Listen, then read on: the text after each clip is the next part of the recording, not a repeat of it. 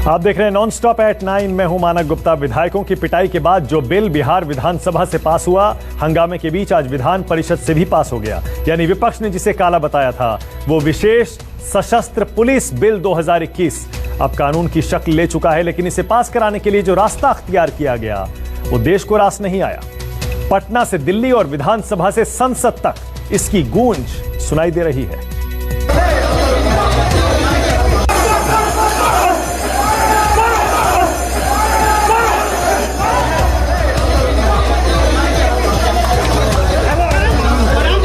जिस आंगन में बनाए जाते हैं कायदे कानून, उसी आंगन में कर दिया गया कायदे कानून का खून।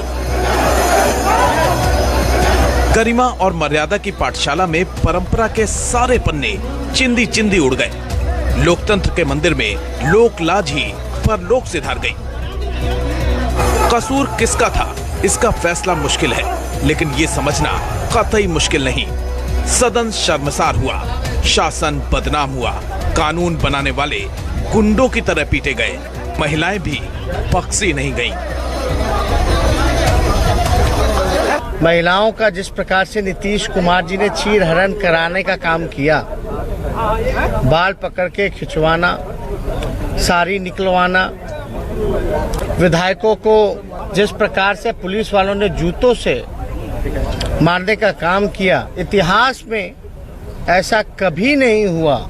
Nitish Kumar ji C grade party C grade नेता, जो खुद अनुकंपा पे मुख्यमंत्री, बैसाखी पे मुख्यमंत्री हैं। नीतीश कुमार जी को जानना चाहिए कि सरकार जो है आनी जानी चीज है। पूर्व मुख्यमंत्री को भी इसी कानून के तहत घर में घुस के पीटा जा सकता है। पूरा देश जो है नीतीश कुमार जी पर थू थू कर रहा है, लेकिन निर्लज कुमार जी को क्या फर्क पड़ रहा है। जब सड़कें सूनी होती हैं, तो संसद आवारा हो जाती है।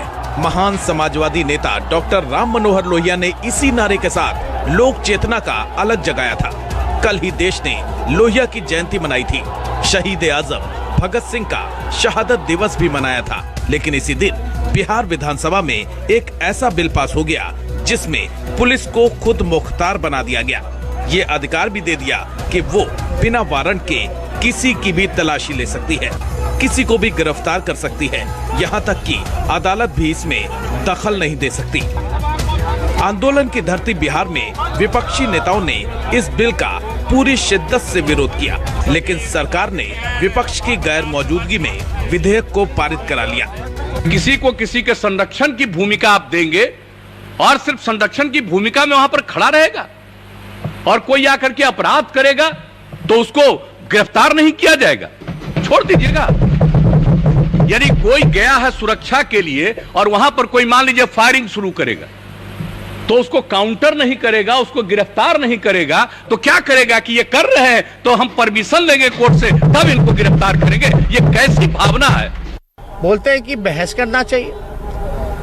मेरे 1 महीने के सत्र में जितने तथ्यपूर्ण मैंने बातें रखी, क्या सरकार नीतीश कुमार जी ने उसका जवाब दिया? पुलिस का बिल है, अब पुलिस ने जबरदस्ती पास कराया, सरकार आसन देखता रह गया। इन अधिकारियों पर अगर कार्रवाई नहीं की गई, माफी नीतीश कुमार नहीं मांगेंगे, तो हम लोग विचार कर रहे हैं कि अगले साल तक, 5 साल जब तक हम लोग विधायक हैं, हम लोग विधानसभा बॉयकॉट करेंगे। देश की संसद में भी बिहार विधानसभा में हुई घटना गूंजी। राज्यसभा में आरजेडी सांसद मनोज झा ने इसे जघन्य अपराध बताया, लेकिन सभापति ने उन्हें इस मुद्दे पर चर्चा की इजाजत नहीं दी। राज्य का मामला नहीं है, लोकतंत्र का चीरहरण हो रहा है और मंद मंद मुस्कुरा रहे हैं वहां बैठ करके पुलिसिया तंत्र के बदौलत मुख्यमंत्री जी 40 सीट पे सिमटा दिए गए।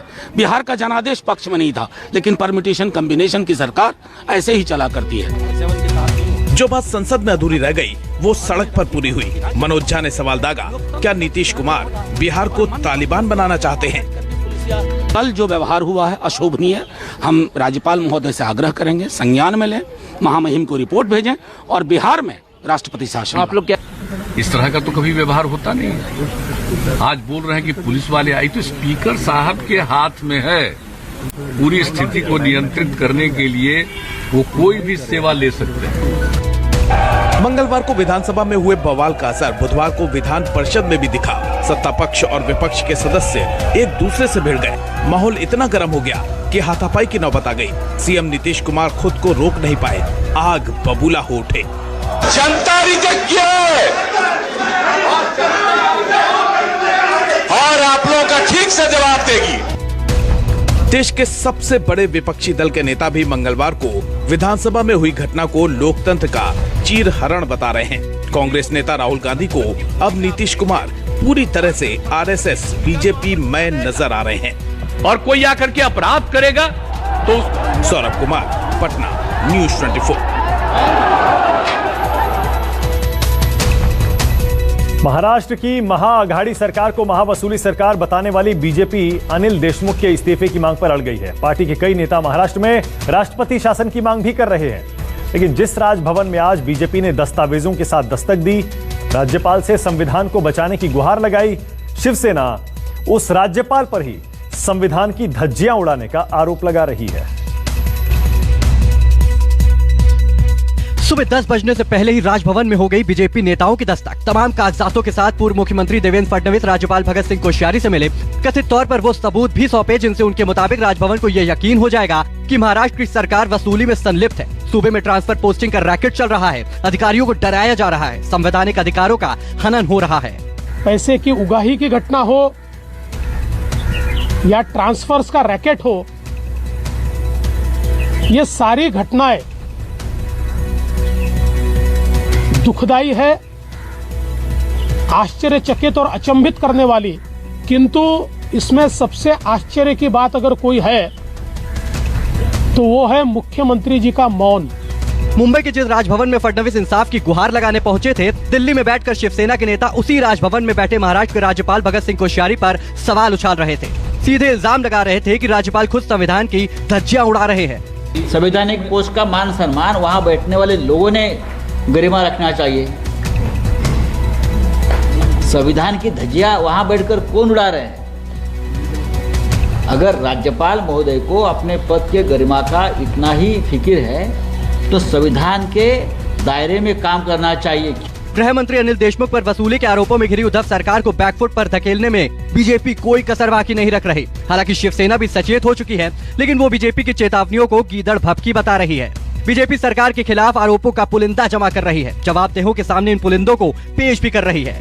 बीजेपी अनिल देशमुख का इस्तीफा मांग रही है तो पार्टी के कई नेता सूबे में राष्ट्रपति शासन की मांग तक चले गए। बेशक उद्धव सरकार मुश्किलों से दो चार है, लेकिन वो भी हाथ पर हाथ धरे नहीं बैठी। महाराष्ट्र के सियासी बवंडर के बीच शिवसेना नेता संजय राउत की डिनर पार्टी सुर्खियों में है, क्योंकि राउत ने अपने रात्रि भोज में कांग्रेस और एनसीपी के साथ बीजेपी के सांसदों को भी दावत दी है। दीपक दुबे के साथ इंद्रजीत सिंह, मुंबई, न्यूज 24। पश्चिम बंगाल में चुनावी रैली के मंच से पीएम मोदी ने आज ममता बनर्जी पर जनता का हक छीनने का आरोप लगाया, तो साथ ही यह भी दावा कर दिया कि 2 मई को बंगाल में परिवर्तन तय है। लेकिन ममता बनर्जी ने पलटवार किया, बोली पीएम मोदी झूठे इंसान हैं। बंगाल के कोने कोने से अब एक ही आवाज आ रही है।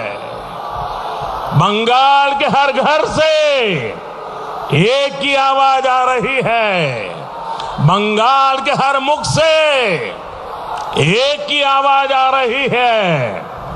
2 मई दीदी जाच्छे, 2 मई दीदी जाच्छे, आशोल परिवर्तन अच्छे। पूर्वी मिदनापुर के कांथी से पीएम मोदी ने एक बार फिर बंगाल में आसोल परिवर्तन का नारा दिया, तो बंगाल से दीदी राज की विदाई की तारीख भी तय कर दी। पीएम ने दावा किया कि बंगाल का बच्चा बच्चा अब दीदी का चुनावी खेल समझ चुका है।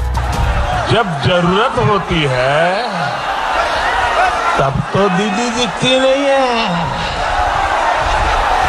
लेकिन जब चुनाव आता है तो कहती है सरकार द्वारे द्वारे, सरकार द्वारे द्वारे। यही इनका खेला है। दीदी, यहाँ का बच्चा बच्चा ये आपका खेला समझ गया है। मिदनापुर के कांथी में पीएम मोदी ने दीदी को निशाना बनाया, तो बांकुड़ा के विष्णुपुर से ममता बनर्जी ने पलटवार किया। पीएम को झूठा तक कह डाला। আমি প্রধানমন্ত্রীর চেয়ারটাকে সম্মান করতাম আগে, এখনো যে করি না তা নয়, কিন্তু প্রধানমন্ত্রী নরেন্দ্র মোদীর মতো এত বড় মিথ্যাবাদী আমি কোথাও দেখিনি। এত বড় মিথ্যাবাদী,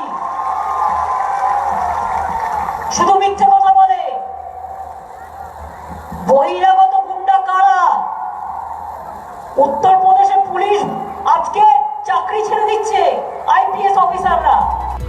294 सीटों वाली पश्चिम बंगाल विधानसभा के लिए 8 चरणों में वोटिंग होनी है। 27 मार्च को पहले चरण का मतदान होगा और 25 की शाम 5 बजे चुनाव प्रचार का भोंपू खामोश हो जाएगा। मनोज पांडे, कोलकाता, न्यूज़ 24।